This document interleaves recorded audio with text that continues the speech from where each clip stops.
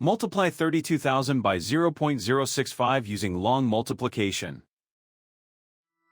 Start with the ones digit, 5. 5 times 0 is 0. The next two digits are also 0, so those columns are 0 too. 5 times 2 is 10. Put 0 in this column and carry 1. 5 times 3 plus the carried 1 is 16. The first partial product is 160,000. Now use the tens digit, 6. Start one place to the left.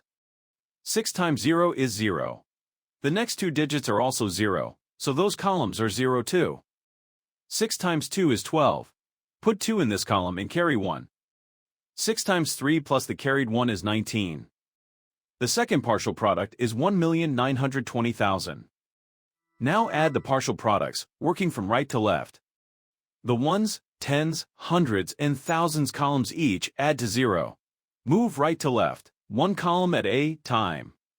In the 10 negative thousands column, 6 plus 2 is 8. In the 100 negative thousands column, 1 plus 9 is 10. Put 0 in this column and carry 1.